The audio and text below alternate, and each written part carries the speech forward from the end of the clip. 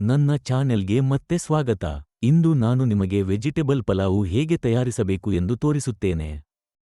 ಬೇಕಾಗಿರುವ ಪದಾರ್ಥಗಳು: ಈರುಳ್ಳಿ, ಟೊಮೆಟೊ, ಬೀನ್ಸ್, ಆಲೂಗಡ್ಡೆ, ಕ್ಯಾರೆಟ್, ಬಟಾಣಿ. ಪೇಸ್ಟ್ ಮಾಡಲು ಬೇಕಾಗಿರುವ ಪದಾರ್ಥಗಳು: ಈರುಳ್ಳಿ, ಹಸಿಮೆಣಸು, ಶುಂಠಿ, ಕೊತ್ತಂಬರಿ ಸೊಪ್ಪು, ತೆಂಗಿನಕಾಯಿ ತುರಿ, ಸ್ಟಾರ್ ಅನೀಸ್, ದಾಲ್ಚಿನ್ನಿ, ಲವಂಗ, ಕಪ್ಪು ಏಲಕ್ಕಿ, ಕಲ್ಲು ಹೂವು.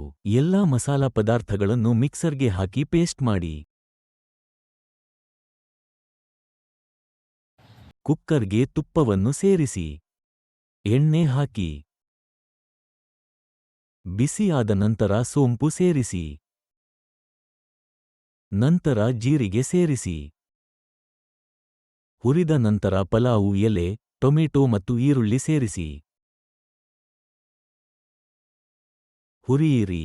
ನಂತರ ಪೇಸ್ಟ್ ಸೇರಿಸಿ ಹುರಿಯಿರಿ.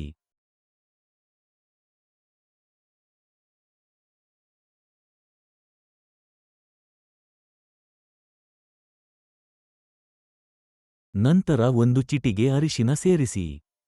ಮಿಶ್ರ ಮಾಡಿ. ನಂತರ ಮಿಶ್ರ ತರಕಾರಿ ಸೇರಿಸಿ.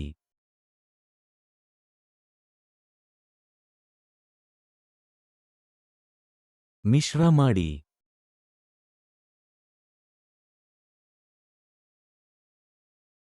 ನಂತರ ನೆನೆಸಿದ ಅಕ್ಕಿ, 1 ಪಾವು ಸೇರಿಸಿ.